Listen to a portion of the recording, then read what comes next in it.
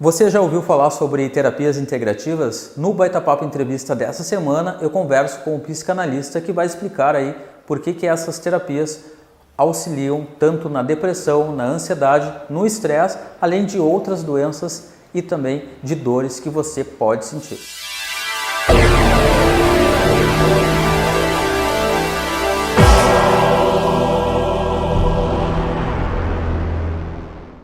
Para entender melhor o que são as terapias integrativas. A terapia integrativa, ela visa buscar a causa e não simplesmente o sintoma, né? Tu és psicanalista, né? Para as pessoas que estão em casa entender eu o gosto muito do termo psicanalista, mas na verdade eu sou neuropsicanalista. Por quê? Porque através da especialização em neurociência, eu agrego o conhecimento das neurociências, né? Neurociência comportamental, por exemplo, na psicanálise, né? De que forma que a psicanálise aí ajuda no tratamento da ansiedade, depressão e estresse? Tá, a psicanálise em si, ela trabalha com... Não tem como tu falar de psicanálise sem falar de autoconhecimento, né? Estão atrelados. Então, eu preciso me conhecer, né? Falando da psicanálise, né? Eu preciso me conhecer. Eu sempre digo para os meus pacientes, eu preciso saber o meu rótulo, a minha fórmula, né? Como a gente pega em qualquer produto, né, Dario? A gente vê ali tanto por cento disso, tanto por cento daquele princípio ativo, né? Então, eu preciso me conhecer. Quanto por cento de tolerância eu tenho? Quanto por cento de medo? Quanto por cento de dor? Quanto por cento de angústia? Quanto por cento de força eu tenho? Quanto por cento de fé? Quanto por cento de alegria, né? Para superar determinado obstáculo? Então, se eu não souber isso, se eu não tiver ferramentas para mensurar isso dentro de mim, e quando a gente fala em psicanálise, quando a gente fala em autoconhecimento, a gente não fala só, não é o autoconhecimento o meu. Claro que a palavra é autoconhecimento, mas eu tenho que saber também o outro, como que o outro vai reagir. De repente eu posso dizer alguma coisa e tu não gostares.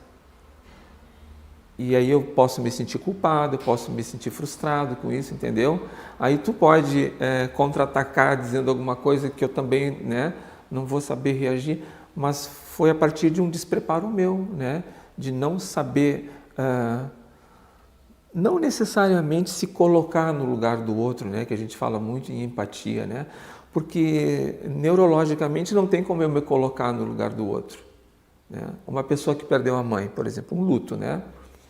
Eu não posso dizer para essa pessoa, eu sei que tu está sentindo, porque de repente o luto dele não é o mesmo meu. Estratégias, podemos dizer, ou técnicas da psicanálise, de que forma que é tratado? Sim, mas elas partem dessa premissa, né, que eu tenho que me conhecer. Né? Se eu não me conhecer, como que eu vou saber aplicar uma técnica, por exemplo, de respiração, né? Que já não é da psicanálise, que já é mais da neurociência. Por exemplo, respira, né? É um dos melhores remédios que tem. Mas na hora daquele pega, que tu está no auge do estresse, por exemplo, que começa a vir a crise de ansiedade, tu não vai lembrar de respirar. Tu sequer vai lembrar de que alguém te disse isso, né? Então a gente tem que se conhecer, tem que saber que a ansiedade é normal. Vamos imaginar o Homo sapiens. Imagina aquele homem lá na savana africana. Tu acha que ele tinha um tempo tranquilo? O cara literalmente tinha que matar um leão por dia. Ele vivia sempre no limite do estresse e da ansiedade também. O cara não tinha uma casa segura, ele dormia numa caverna, né, em algum lugar. E ele tinha que conviver com as feras que estavam dentro da caverna, as outras que estavam do lado de fora, que poderiam atacar a caverna. Sim. Então o cara estava sempre estressado. A gente herdou isso, né?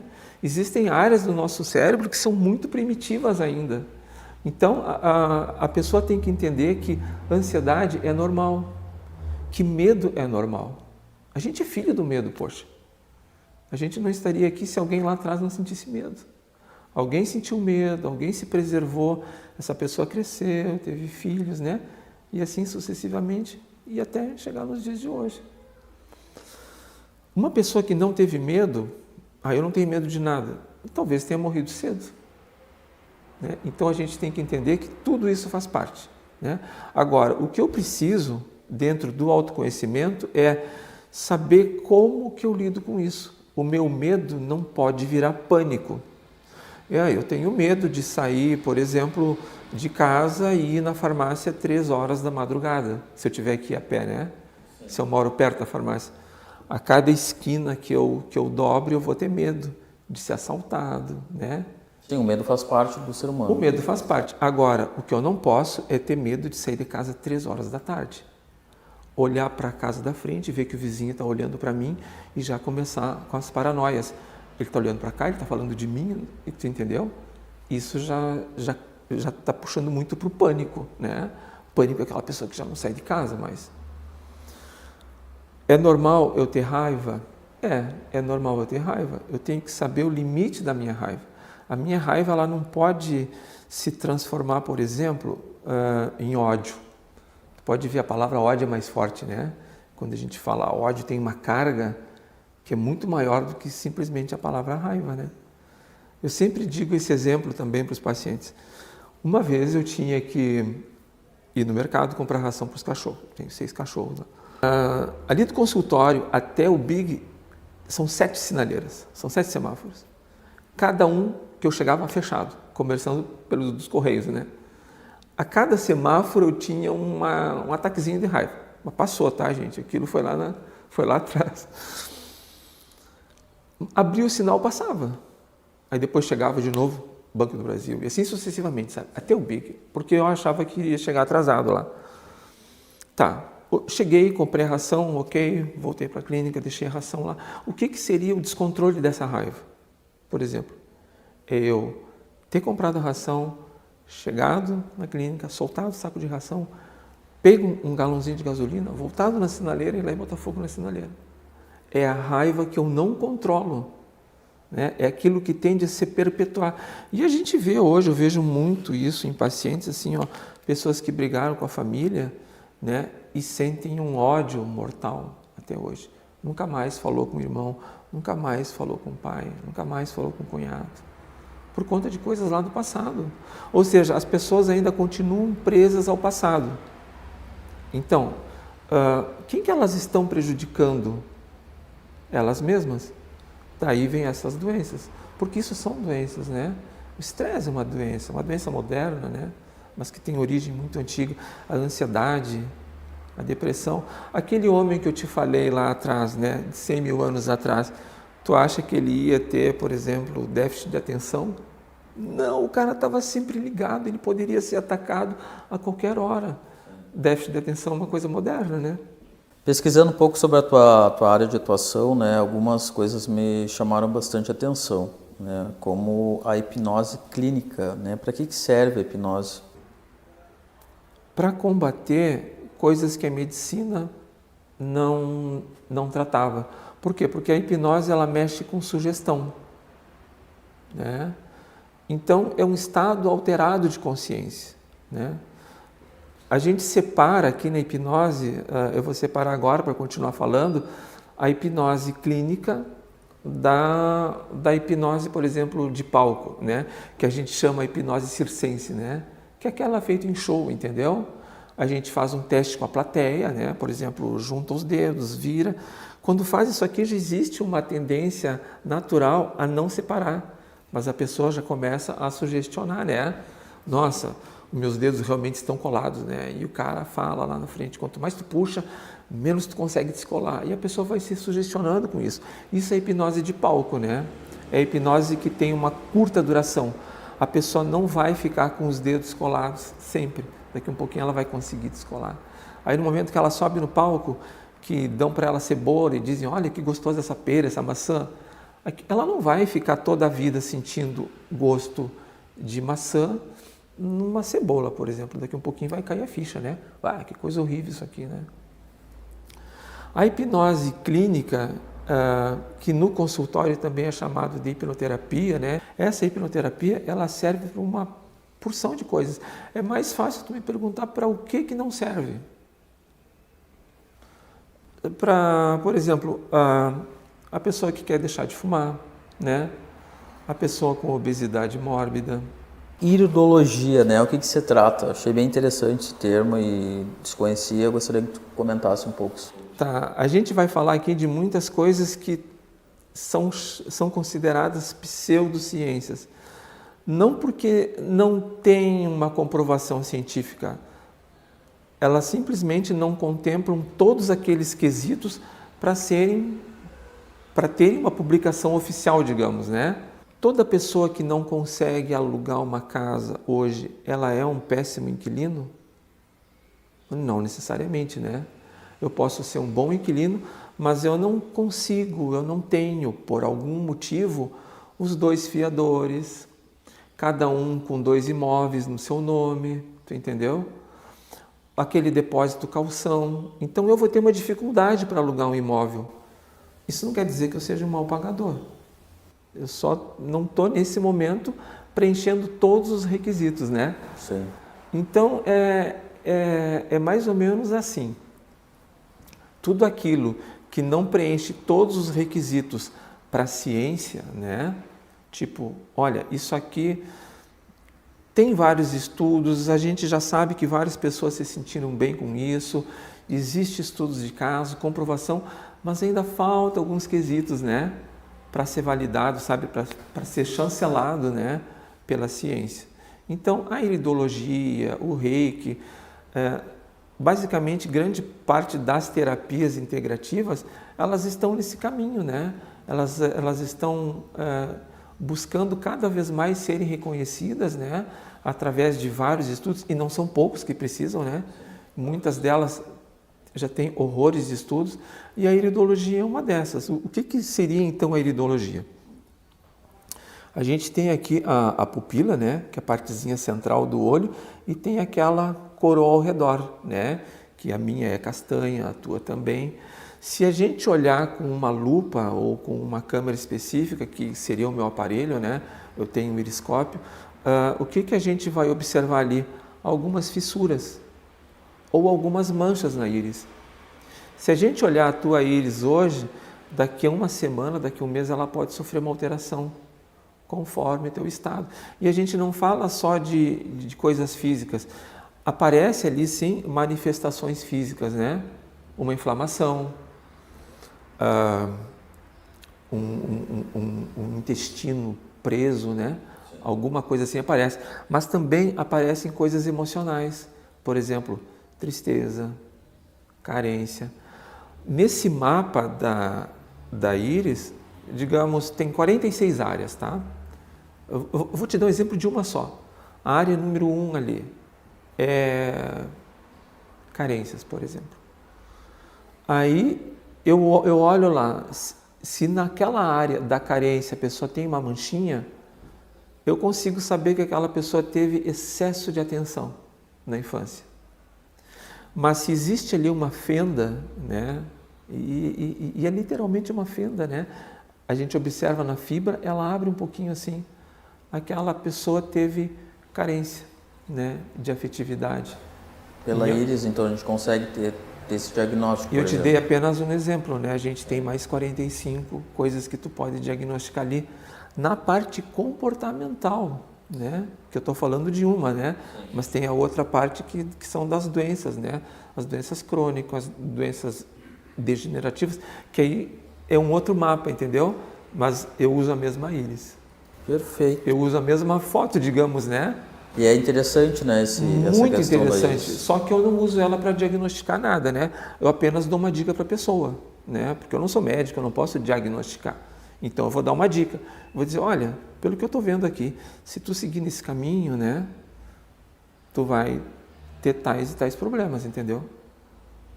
Até uma carência vitamínica a gente consegue chegar, não através só da iridologia, mas de outras coisas, né? Que tem outros equipamentos, outras planilhas, que a gente, né, que é segredo da clínica, né? Mas a gente consegue, por exemplo, indicar para a pessoa, por exemplo, uma pessoa que chega lá para mim e a pessoa tem mau humor. Antes de mais nada, eu faço uma anamnese nela, né, para saber bem. E eu vou buscar uma causa orgânica daquele mau humor. Há poucos minutos atrás eu falei da prisão de ventre, né?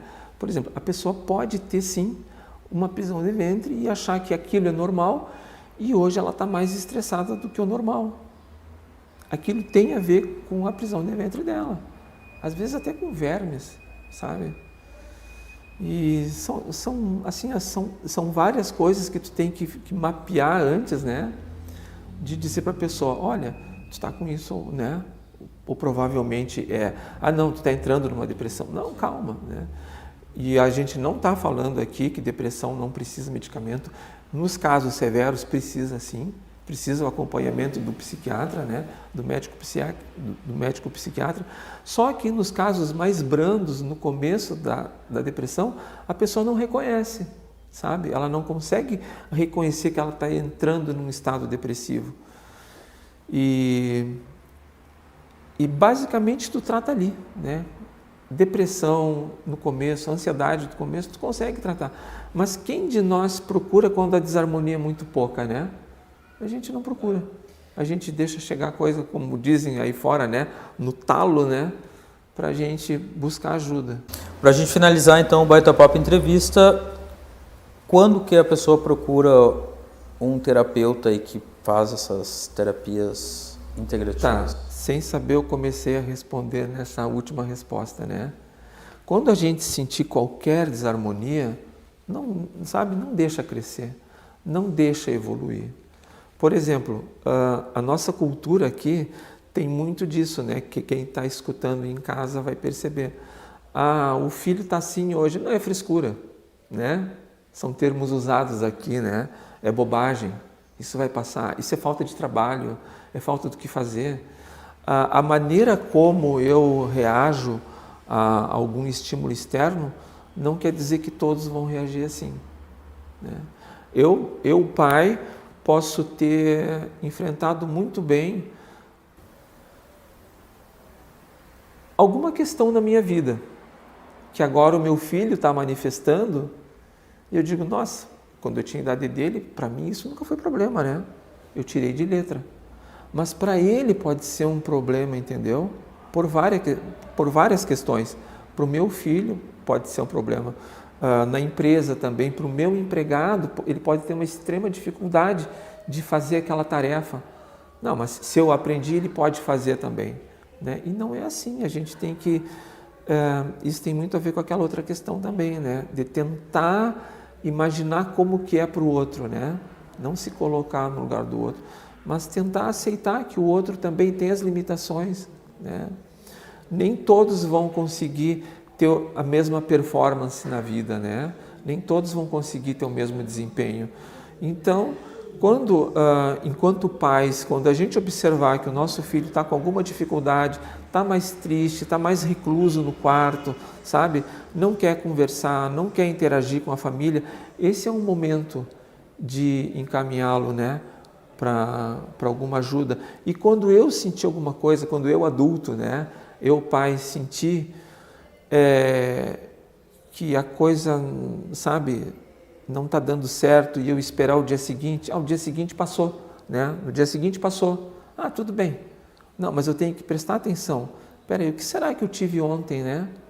O que será que quer dizer isso? Porque toda desarmonia, ela vem de fora. Por mais que eu tenha uma predisposição, né, a ser estressado, a ser raivoso, vai ser um gatilho externo que vai me desencadear isso, né? Eu posso ser uma pessoa estressada, mas enquanto está tudo bem comigo, eu conduzo bem o meu estresse. Então, o que eu vou dizer de mim mesmo? Não, eu não sou estressado. É que hoje foi fora do comum. Não, eu sou estressado. Tu entendeu?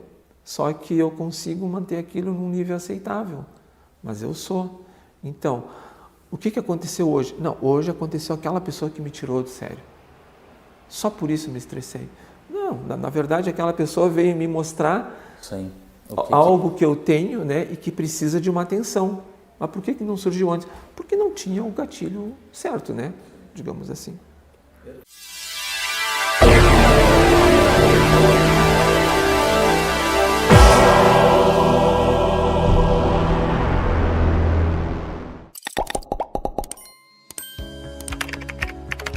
Lembrando que o Baita Papo Entrevista tem o patrocínio de Sorrifácio Uruguaiana, Sorrir é uma conquista. Agende agora mesmo a sua avaliação. Benditos Pet, o lugar ideal para o seu pet brincar e se hospedar. Pro Equilíbrio, mais que uma academia, um lugar para você cuidar da sua saúde. Suporto Serviços, empresa especializada no serviço de áreas verdes. Marca Imóveis, o lugar certo para você alugar ou comprar imóveis. Espaço da Beleza, há 22 anos, embelezando homens e mulheres. Casa Hermana Coworking, a sala que você precisa está aqui. Texas Restaurante Parrija, o novo restaurante da praça no coração de Uruguaiana.